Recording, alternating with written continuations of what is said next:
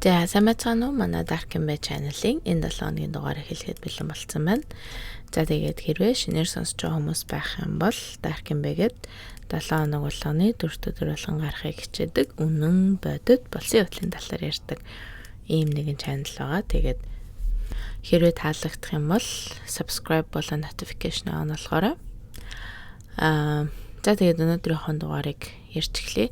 За өнөөдрийнхөө дугаарыг би Bailey Sarian гэд бас нэг миний хамгийн дуртай ютубер эмэгтэй байдаг. Тэгээд би тэрний дугаарыг сонсож байгаад өнөөдрийнхөө энэ дугаарыг хийе гэж шийдсэн. Тэгээд хэрвээ тэрний дугаарыг сонссон хүн байх юм бол Oris Tool гэдэг нэг цуврал алуурчны талаар ярина. За Oris Tool-ийн цуврал галтан асааж юм шатаадаг. За цуврал алуурчин алсан хүнийхээ махыг идэж цосуудаг. Дээрээс нь Henry Lucas гэд бас нэгэн өөр алуурчинтай энэ хоёр харьцаатай байсны дээр энэ хоёр бас зүгтаа нийлээд аллах хийжсэн нэг ийм аимшигын эрхтэн талаар ярина. За Oris Tool-ийн 1947 оны 3 дугаар сарын 5-нд Флорида мужийн Jacksonville гэдэг хотод төрсөн. Аав нь айгүй муухай хогийн эрхтэй архичин байсан бөгөөд Oris-ийг хүүхэд байхад нь 5 настай байхад нь одоо өөрийнхөө эрхтэй найзтай хүчндүүлжсэн. За ээж нь ч гэсэн ер нь бас ялгаагүй өөрийг нь хүчирхийлдэг. Эмэгтэй хүүхдийн хувц өмсүүлээд Susan гэж дууддаг байсан. За тэгээ бүр болоогүй өөрийнх нь том эгч нь хүртэл өөртөө нь секс хийдэг байсан гэж өөрөө сүлд өөрөө хэлжсэн. За энэний дээр нэмээд дахиад имэн сатан шүтдэг. Тэгээд өөрөөсөө чөтгөрийн хүүхэд гэж очилдог байсан. Бас дээрэс нь өөрөөс нь ингээд сатаны ёс заншлыг зааж өгдөг байсны дээр жоохон том болсныхан дараа шарил ухаж цогцсноос дээрэм хийгээг хүртэл имэн одоо зааж өгчээсэн. Хүүхдэд нэрийн ийм амар юм зааж өгчдөг. Үнэн амар юм нас. За маш хүнд хэцүү хүүхэд наснд өнгөрсөн Oris том болоод энгийн хүн болно гэдэг нь бол угаасаа л худлаа өнгөрсөн гэж хэлж болно. За баг бахаас л сэтгцийн өвчтэй, дээрээс нь эпилепси буюу татаж ундаг эмгэгтэй. Тэгээд сургуульд байхдаа бас оюун ухааны хомсдолтой буюу IQ 75 таа гэж гарч ирсэн. За тэгээд энгийн хүний IQ бол ерөнхийдөө 90-110-ийн хооронд байт юм байна л та. Тэгсэн чинь Oris-ийг болохоор энгийн хүнийхээс жоохон доогуур. За тийм болохоор одоо оюун ухааны хомсдолтой гэж сургуульд байхдаа онцлогдсон. За тэгээд ер нь бага байхдаа Oris дандаа гэрээсээ зүхтааж хөнгөө байр байшин олж тэндээ унтаж өдрийг өнгөрүүлдэг байсан. За ингэж ганцаараа байхдаа Oris баг-багаар гал асааж гаргасаар байгаад сүүлдээ санаатай гал асааж одоо цуврал санаатай галтан шатаагч болсон. Би тэгээд энийг нэг болор тол дээр arsonist гэдэг яг ямар үнийг монголоор хэлдэг гэсэн чинь санаатай галтан шатаагч гэж хэлдэм билээ. За тэгээд сүүлд том болоод хэлэхдээ ингэж гал асаах нь өөрийнх нь дур хүслийг нэмэгдүүлдэг хөдлөгдөг байсан гэж хэлсэн. За тэгээд 9-р ангид байхдаа Oris сургуулаа хайж эргэн тойрныхоо гей барнуудад орж эхэлсэн. За ингээд арай жоохон том болоод буюу 16-17 настай болоод эрэгтэй секс ажилчин болж дээрэс нь порно кинонд донтож одоо байнга порно үзэх болсон. Тэгээд Oris-ийн хэлж байгаагаар анхныхаа аллахыг 14 настай байхдаа хийжсэн гэсэн. Тэгээд яг ямар хүнийг алсан бэ гэхээр нэг хуваараа ажилтдаг залууг алж исэн. За 14 настай байхдаа Oris энэ залуугийн машинд суугаад энэ хоёр явж исэн чинь нөгөө танихгүй залуу чинь Oris-ийг хүчинтэх гээд ирэхээр нь машинаас нь гаргаад дараа нь машиныг нь асаагаад хит удаа дайрч алсан гэж өөрөө сүлд хэлсэн. За энэ бол үнэн худлааг нь мэдэхгүй байна. За Oris 1966 оноос 1973 оны хооронд Орос сургаггүй алга болсон. Зарим хүмүүс хэлэхдээ Америкийн баруун зүгийн мужуудаар аялаад бие үнэлээд явж исэн гэж ярьдаг. За ингээд 1974 онд Oris нэг аллагын сэжигтнэр татагдсан боловч цагтаа нар яг байцаалт авахаас өмнө Oris Колорадо гэдэг муж руу явцдаг. За Колорадо мужийн Springs гэдэг хот руу очоод массажны газрын Ян Ли гэдэг ажилчны хоолойг нь хэрчиж унгаагаад дараа нь өөр нэг эмэгтэй ажилчныг очиж хүчнээд хутгалаад дараа нь буудаж алсан. За энэний дараа энэ хоёрыг бас мөн шатаах ордлого хийсэн. За хэдий тэгсэн ч гэсэн Азар Янли амьд үлдэж цагтаад өөрийг нь хэн дайрсныг нь бол дүрсэлж хэлсэн. Дүрсэлж хэлэхдээ 190 см-ийн өндөртөө 90 кг-ийн жинтэй цагаан өнгийн цагаан арстан тэгээд цагаан ачааны машинтай ийм амар залуу бит хоёрлоо дайрсан гэж хэлсэн ч гэсэн харамсалтай нь одоо цагтаа нар хаа байсан 1900 бараг 90-ад оны үед өөрөөсөө ийм хэрэг хийсэн байна гэдгийг нь бол олж мэднэ. За дараагийн сар буюу 10 дугаар сард 31 настай Эллен гэх эмэгтэй Колорадо мужийн Пуэбло гэдэг хотоос бол хулгайлагдсан. Олдохдоо нийт 3 удаа буудулсан. Цогцыг Оклахома гэдэг мужийн хилтэй маш ойрхон олсон. За тэгээд тэр үедээ эмэгтэй хэн болох, хэн алсныг цагдаа нар мэдэхгүй маш их удаа явсан. За тэгээд цагдаа нар бол эмэгтэй цогцыг олох үед өөрөөс аль хэдийнэ Флорида мужид руугаа явцсан байсан.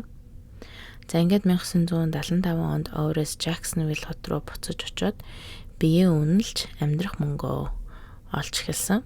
За жилийн дараа 76 онд нэг эмэгтэйтэй танилцаж одоо тэр эмэгтэйтэйгээ суусан. Тэгээд өөрөөс нь тэр эмэгтэй бол 25 насаар ихч энэ хоёр хаан танилцаж яагаад гэрэлсэн тухай нь бүр сүүлд асуухад өөрийнхөө бэлгийн чиг баримжааг нуух гэж гэрэлсэн гэж хэлсэн. За ингээд өөрөөсөө их чимэгтэйтэй гэрлээд удаагүй байхдаа Henry Lee Lucasтай Soup Kitchen буюу буйны хоолны газарт танилцсан. За Henry бас Америкийн нэртэй цуврал алуурчдын нэг. Бас яг хэдэн хүн алсан нь бол тодорхойгүй. Ихэнх хэрэгээ өөрөөсөө бол цуг бахта нийлж хийжсэн.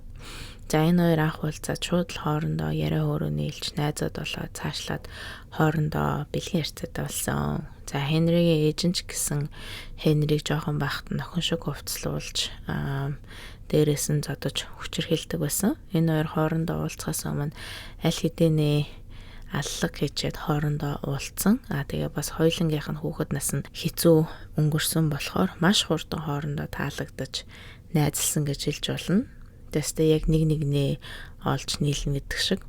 За хоорондоо хэддэг аллаг хийсэн яг цаашдаа хурдан хүн алах гэх мэтээр ярьдаг, хоорондоо бие биедээ зөвлөгөө өнтер өгдөг болсон.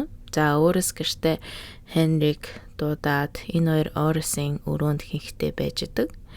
За энэ үед Орс бол ээжтэйгээ, ээжийнх нь нөхөртэй, эхнэртэйгээ, хоёр үеэлтүүтэйгээ нөгөө хоёр үеэлтүү наравтай 11-тэй гэд ерөнхийдөө зургуулаа амьдардаг байсан.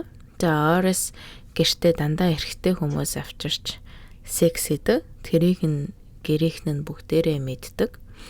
За яг хүн ингээд гэртээ өөр хүн авчираад нөгөөх нь Орстэй секс хийчээ чимээгүй гараа явчихдаг бол одоо өстэй хамаалга энэ хоёр том хүн хоорондоо зөвшөөрөлцөөд ийм хийж байгаа бол тэгсэн өөрөөс болохоор нөгөө авчирсан эрэгтэйчүүдээ өөрийнхөө их нэртэйгээ унтуулад бас дээрэс нь насанд хүрээгүй одоо 11-тэй 10-тай хоёр үеэлүүдтэйгээ нэг авсандаа хүчндүүлдэг байсан. За тэгээд тэрийгээ өөрөө харж дуртаашаал авдаг ийм аимшигын донтоо эрэгтэй болсон. Харин энэ удаа Henry гэртээ авчрахтаа хинтэж хуваалцахгүй ганцаараа л харьцаатай авахар шийдсэн. За тэгээд их нэртэй хэлэхдээ болохоор чи ингээд хөршөндөө очиод байжээ гэж хэлээд өөрөө Henryтэй том унтлагын өрөөндөө амьдрах болсон. За энэ хоёр ихэнх цагаа машинтай хурдны замаар дэмий тэнэж, арх ууж, цагийг хөгжилтэй өнгөрөөдөг. За энэ хоёрын цагийг хөгжилтэй сайхан өнгөрөөнө гэдэг бол энгийн хүнийхээс шал өөр зүйл. Энэ хоёрын хөгжилтэй цаг өнгөрөөлт нь жижиг дэлгүүр, колонк, банк гэх мэт газруудаас мөнгө, пив, хоол унд гэх мэтийг дээрэмдэж авдаг байсан. За ихэндээ зүгээр л ингээд хүмүүсийг айлгаж дээрэмчээд явдаг байсан бол сүүлдээ зүгээр л одоо хин ч хамаагүй үгүй гэж хэлэх юм бол шууд буудаж алчаал яваад өгчдөг болсон. За Хенри Орес 2 Жоржиа мужид нэг жижигхэн дэлгүүрт ороод Хенри эмэгтэй худалдагчийн нүдийг нь боогоо толгойд нь буудуулгаад дэлгүүрийн ард очоод гарыг нь хүлээд байж байх хооронд Орес дэлгүүрийн кассанд байсан бүх мөнгийг нь хулгайлаад арын алгаар нь гарч ирсэн. За энэ хоёр хулгайлсан мөнгөө 2 хувааж авах хооронд эмэгтэй ойрлсон чинь Хенри өдөөсөн чи ингээд дугаа байхгүй бол би чамайг алчин шүү гэж хэлэнгүүт нь эмэгтэй дугаа олсон. За тэгээд хэсэг хугацааны дараа Хенри худалдагч эмэгтэйг гарныхаа хүлээсийг мултлах гээд байгааг нь хараад шууд уг дугуй толгороо нэг будаж алсан. За дараа нь Орес машины багаж руу Afterpay хулгайлж тавьчаад өгсөн эмэгтэй цогцсон мөн багажныхаа арт хийж агаад цогцтой секс хийсэн. За ер нь бол энэ хоёр иймэрхүү хүний ёсноос гажууд иймэрхүү үйлдэлүүдийг бол байнгын хийдэг. Энэ нь бол энэ хоёрын хувьд маш энгийн зүйл болж хувирсан. За тэгээд дээрээс нь нэмээд энэ хоёр бие биентэйгээ уралддаг. Хин нь одоо илүү муу хүн бэ гэдгээрээ, хин нь илүү их хүн алж ийн гэдгээрээ бие биетэйгээ уралддаг байсан. За тэгээ бүр сүүлд Орес цагтаад баригдсныхаа дараа хийсэн нэг хэрэгээ ярьсан. За юу гэж ярьсан бэ гэхээр Орес Хенри 2 I-35 гэдэг хурдны замын хажуугаар явж байгаад нэг өсвөр насны 2 хостой таарлцсан. За 2 хосын машин нэвтрээд тусламж гуйх гээд алхаад явж байхад нь Орес Хенри 2 таарлцсан байгаа байхгүй. За 2 хосыг замын хажуугаар алхаж явж байхад нь Орес машинаасаа гараад эрэхтэй гүг дуугүй 9 удаа толгой болон цээж рүү нь буудаад цогцыг замын хажуу дахь түнэл рүү оруулж тавиад тэр хооронд Хенри охиныг машины арын суудлал руу оруулаад хэд хэдэн удаа дахин хүчндэж байх хооронд Орес машин бариад явж исэн. За тэгснээ гинт Орес Хенриг өөр хүнтэй одоо секс хийж байгааг нь хараад гинт харна хөдлөөд машинаа зогсоож охиныг чирж гаргаж ирээд 6 удаа буутчаад цаашаага энэ хоёр бол явсан. Ер нь энэ хоёрын замын хажуугаар явсан машин нэвтрээ зогсож байгаа хүн болгон энэ хоёрын хохирогч нь болж дуустдаг гэж хэлж болно. Тэгээд ихэнхдээ машин уулгаалж нэг буужаас нөгөө бууж руу хүртэл барьчаад нэг машинаа орхичоод яваад өгдөг байсан. Хулгайлсан машинаа орхичоод яваад өгдөг байсан. За ихэнхдээ энэ хоёр хүмүүс алхахтаа хүн байхгүй ил зэлүүд газар эсвэл шөнө оройн цагаар алдаг. За тэгээд Хенри сүлд цагтаа дэлгэхдээ миний дуртай алах дуртай хохирогчд бол ихэнхдээ замын хажууд машин нэвтэрсэн эмэгтэйчүүдийг би сонгож алах дуртай байсан. Тэд нэр надаа яг л үнгүй өдрийн хоол шиг санагддаг байсан гэж хэлсэн. За энэний дараа дахин нэг эмэгтэй цогцос том хогийн самны хажуу талаас олцсон. За эмэгтэй 35 удаа утгалсан хүзүү гар нуруунд нь гарных нь булчингийн дотор талаас нь гэрчиж авсан одоо яг эс үсэг шиг гэрчилт хийж авсан. Мөн цээжнээс нь доод талын давсагны яс хүртэл нь хэрцэн том зүсэлт байсан. 2 хүүхний толгойг нь хэрчиж авсан байдалтай олцсон. За цагдаа нар сүүлд энэ хэргийг Орес Хенри 2 хийсэн байх магадaltaй гэж гаргаж ирсэн. Тэгээд яг яаж гэхээр хулгайлсан машин мөн цалингийн баримт гэх мэтийг энэ хоёроос олсноор энэ хоёрыг одоо хийсэн байх магадaltaй гэж гаргаж ирсэн. За тэгээд энэ хоёр бол нэг мужид доотлон 4-5 хүн алчаад цаашаага явдаг. Тэгээд нэг өдрийн дотор бүр 3-4 хүнийг ч алчаад өөр муж руу цугтааж исэн гэж цагдаа нар бол тооцож гаргаж ирсэн. За Хенри Орес 2 колт буюу нэг хэсэг бүлэг хүмүүс нэг тусгай хүнийг шүтгийг хэлдэг одоо нэг тиймэрхүү бүлэгт хүртэл эсэж орсон. За яаж тийм болсон гэхээр нэг удаа алга гэж явж исэн чинь нэг танихгүй эрэгтэй хүн энэ хоёрт ажлын саналыг тавьсан. За ямар ажлын санал байсан бэ гэхээр хулгай машинуудыг нэг газраас аваад нөгөө газарт хүргэж өгөх ажил байсан. За Орес хийгээд зөвшөөрсөн ч гэсэн Хенри болохоор цагтаад баригчна гэдээ ерөөсөө зөвшөөрөөгүй. За тэгсэн чинь нөгөө залуу нь тэгвэл та хоёр гэрээгээр хүн алах уу гэд нэг хүн алхахад $10,000 өгье гэхэд Хенри ч гэсэн зөвшөөрч одоо цаашлаад энэ хоёр хоёлоо зөвшөөрөөд гэрээтэй хүн алхахаар шийдсэн. Гэхдээ ингэж хүн алахын тулд нөгөө хоёрыг чинь энэ шашинда элсэж орохыг хүссэн. За тэгэхээр нь Henry нөгөө танихгүй залуугаас чинь за яг ямар шашин юм бэ гэж залуугаас асуухад The Hand of Death буюу үхлийн гар гэдэг нэртэй чөтгөр сатаныг шүтдэг ийм нэгэн бүлэг байгаа гэж Henry хэлсэн. За тэгээд энэ хоёр тэр шашны цуглаандаа хэсэг явж байгаад сарын дараа Флорида руу явж шашны үндэслэгч, толгойлогч нартай уулзгаад явсан. За энэ хоёр Майами хотод ирээд Don гэдэг нэртэй эрэгтэйтэй танилцаад ярилцж агаад Henry Don-аас за яаж чи бит хоёрын ийм хэрэг хийгээд яваад байгааг мэдсэн бэ гэхэд өөрөөс надаа хэлсэн штэ. Өөрөөс надад ажилтсан штэ. Ажиллаад бүр хэдэн жил болж байгаа гэж хэлсэн. Тэм болохоор одоо яг өөрөөс Henry-ийн толгойг нь эргүүлж агаад ийм бүлэгт элсүүлсэн болж таарч байгаа байхгүй юу? Гэхдээ энэ хоёрын бол хэлсэн зүйлсүүд худлаач байж мэднэ. Яагаад гэх юм бол цагтаа нар яг иймэрхүү The Hand of Death гэд бүлэг cult байсан уу гэд сүгэлд мөрдөөд үзэхэд ерөөсөө тийм бүлгийн нэгч нотлох баримтыг олоогүй. За ингээд Henry Don өөрөөс 3 завин суугаад далаад гараа цаашаага нэлээд явж байгаа нэг эзэнгүй эрэг дээр очиод Henry тренинг буюу дадлагдсан. За яг дадлагчин гэхээр юу хэлээд байгаа вэ гэхээр хүн яаж хурдан алах, хүүхэд тулгаалах гэх мэтийн яаж муу зүйлс хийх вэ гэдэг дээр дадлагчхыг хэлээд байгаа. За тэгээд Don Henry хэлэхдээ чи одооноос эхлээд миний юу хийх гэснийг хийх хэрэгтэй. Тэгээ дээрэс нь өөрийгөө үн цэнтэй гэдгээ үнэлүүлэх шалгалт тест өгчиж манай бүлгийн албан ёсны гишүүн болно гэж хэлээд энэ хоёрыг нэг майханд оруулаад цаг гарan болсны дараа Don буцаж хурж ирээд эндээс холгүй нэг майхан байгаа. За майхан дотор чиний алах ёстой хүн чинь байгаа. Чи алахдаа маш цэвэрхэн хоолойг нь хэрчиж алах хэрэгтэй. Яагаад гэх юм бол бид нарт дараа нь цогцсон хэрэгтэй гэж хэлсэн. За ингээд Henry өөрөөс 2 хутаг аваад хажуугийн майхан руу очсон. За Henry эхэлж ороод эрэгтэйтэй юм ярьж агаад дараа нь өөрөөс ороод энэ хоёр эрэгтэйг хажуугийн далайн эрэг рүү очиж хідэн уухан мууя гэж гаргаж ирээд энэ 3 далайн эргийн хажууд зогсож байхад нь өөрөөс тэр танихгүй залууд шилтэй виски өгөөд залуу шилийг аваад дээшээ хараад яг ууж байхад нь Henry араас нь гитэж үрж ирээд хүзүүгөө нэрчиж алсан. За тэгээд яг энэний талаар хэлэхэд бол ингэж ярьсан үнэн худлааг нь бол мэдэхгүй байна. Яг өөрөөс Henry хоёрын амнаас нь л гарсан зүйл. За тэгээд цагтаа нар мөрдөгчд хүртэл яг энэний талаар яг болсон эсгээр нь нотлох баримт бол олж чадаагүй. Гэсэн хэдий ч энэ хоёр шал хоёр өөр шоронд байхдаа яг нэг ийм адилхан зүйл ярьсан гэхээр үнэн ч байж магадгүй. За тэгээд тэр эрэгтэйг алчаад оройн цуглаандаа суучаад бүгдээрээ нийлээд эрэгтэйгээр хоол хийгээд тэр шашны гişүүд бүгдээрээ хувааж ицсэн.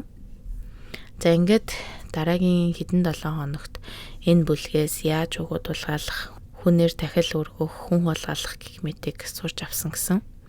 Ингээд 7 хоногийн дараа дадлага хийж дуусаад эхний ажил буюу өмнөд зүгийн мужууд руу явж хүүхэд хулгайлсан хүүхдүүдээрээ дахил өргөх, аль эсвэл dark web дээр баян айлуудад хүүхдүүдийг зарах даалгавар байсан.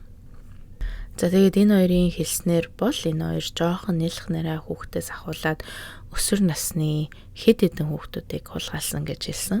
За хүүхдийг хамаарсан хэрэг би ярих дургу болохоор энэ хоёрын хүүхдүүдэд юу гэсэн талаар ярихгүй орхи. Угаасаа ярьсан яриаггүй энэ хоёр бол амар л зүйл их нь ойлгомжтой. За цагтаа нар Флоридагийн оймодоос далайн эрэг хүртэл нэлээд том газрыг хайж үтсэн ч гэсэн энэ колт одоо бүлэглэлийн нэгч эд мөрийн баримт олтоогүй. Henry энэний талаар тайлбарлаж хэлэхдээ энэ бүлэгт нэлээд том хүмүүс улсын хурлын гишүүд хүртэл байд юм аа. Дээрээс нь том цагдаагийн даргууд хүртэл байд юм аа. Тийм болохоор та нар ойбодноос юу ч олоогүй маа гэж тайлбарлсан. За тэгээд угаасаа энэ бүлэглэл даалгавар биелүүлэх юм бол Henry өөрөөс $2,000 өгнө гэд хэлээд ирсэн шүү дээ. Тэгсэн чинь Henry одоо буцаж ирэхдээ хов хоосон ирснийг бодвол энэ хоёр колт гэж байгаагүй угаасаа л санаанаасаа зохиосон байх гэж бас зарим хүмүүс үзэж ярьд юм билээ.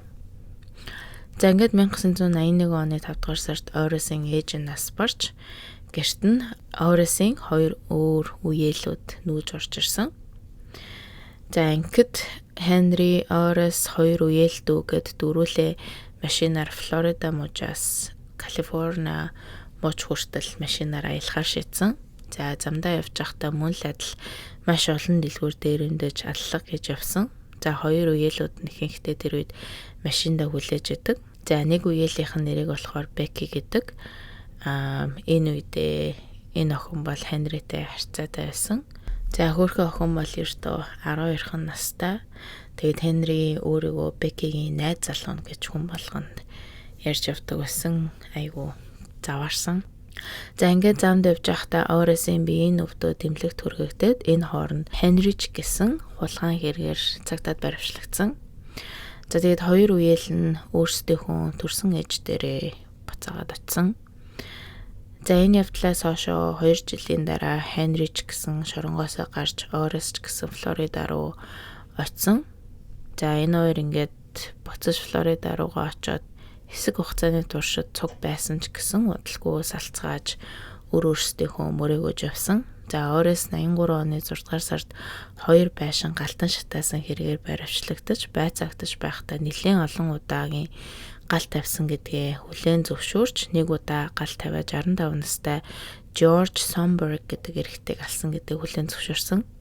За Орис хэлэхдээ болохоор Жоржтой бэлгийн харьцаатай байсан. Тэгээ салхтаа бит хоёрын дунд маргаан гараад би уур хүрээд гэрийн шатаац юм аа. Тэгчээд би гэрээс нь гараад зам гараад гэрийг шатаж байхыг нь харангаа 2 удаа гар анхлах хийсэн гэж хэлсэн.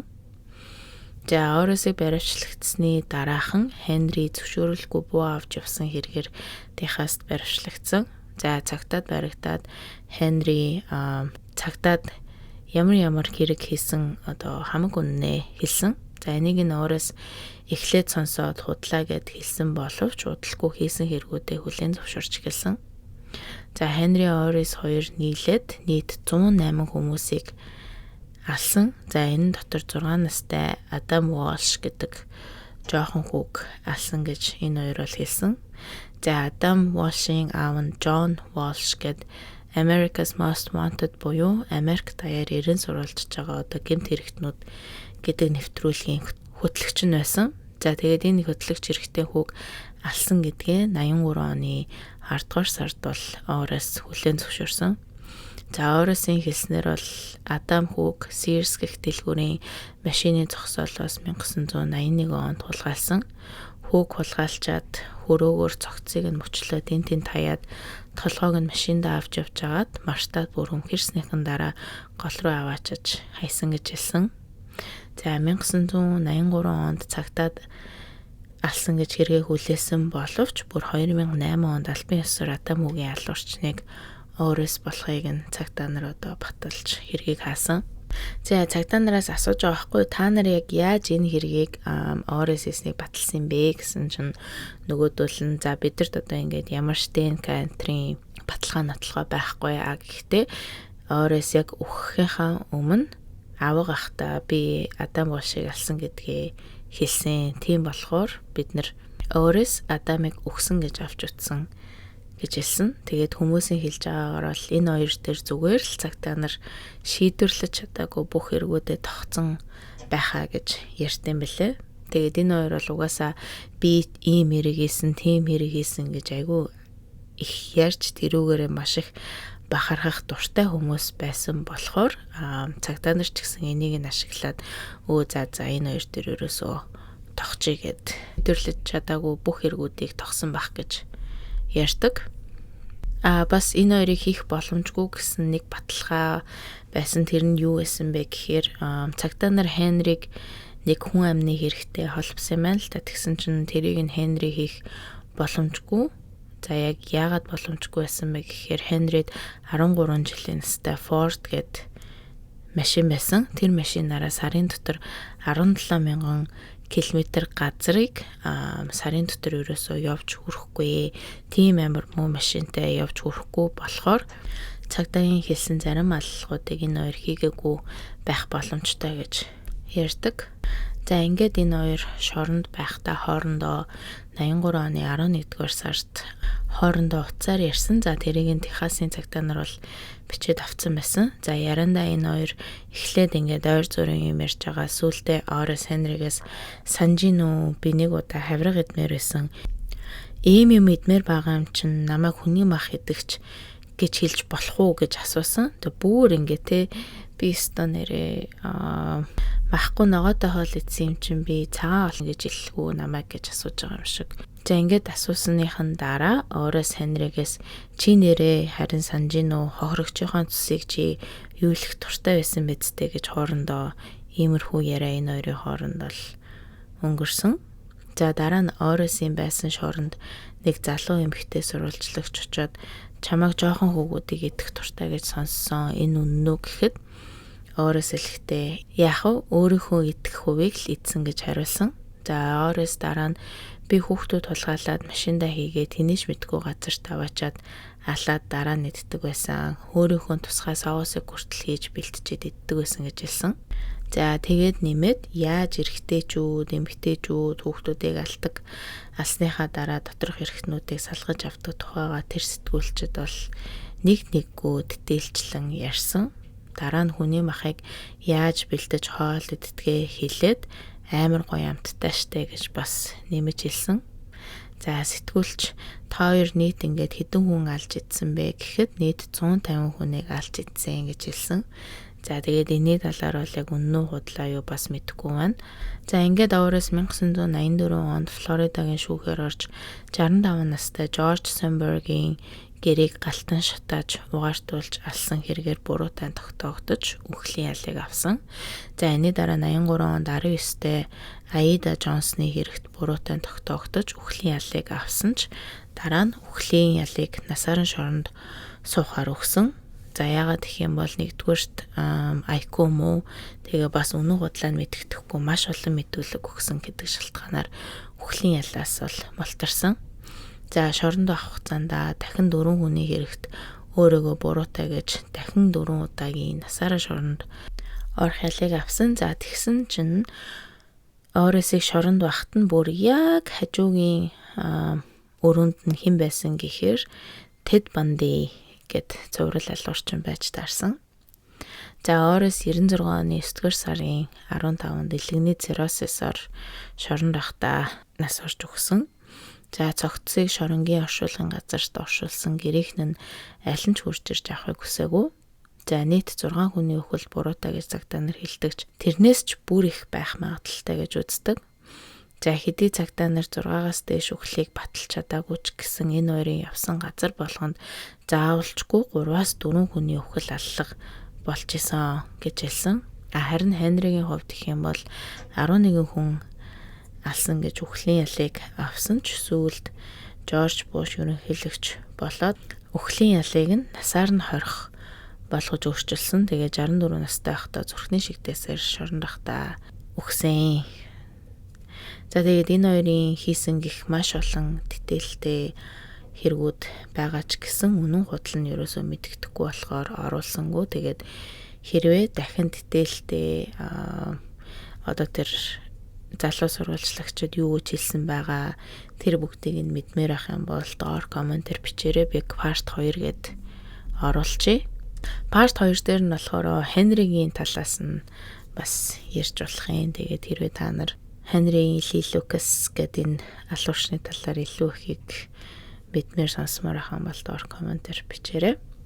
За тэгээд би өнөөдрийнхөө дугаарыг зүгээр шууд Bailey Sarian-ы оруулсан дугаарыг орчуулад хийсэн. Уг нь л би яг хэрэгээ ингээд орчуулахдаа эхлээд орчуулчаа. Тэгээд яг дараа нь ямар хөө байдлаар ярих уу гэж утга найруулгыг хийгээд тэгэнгүүтээ хамгийн сүүлд интернетээс илүү дутуу юм морхсон байна уугүй юу гэж маш их шалгадаг. Тэгээд энэ удаагийн хэрэгээ шалгасан ч угаасаа зөндөө юм орхигдсон бэлээ. Угаасаа орхихоос ч өөр аргагүй. Яагаад гэх юм бол энэ хоёр яг үний яриад байгаа мó, худлаа яриад байгаа мó гэдгийг бол хэлж мэдэхгүй учраас хэрвээ би түрүүн дахин хэлсэн та нар худлаач бай, үнэнч бай яг энэ хоёрын хэлснээр одоо сонсомоор байх юм бол доор комментээр бичээрэй. Тэгээд part 2 болгож оруулъя. За тэгээд дараа 7 хоногийн дугаараар уулзтлаа. Баяртай.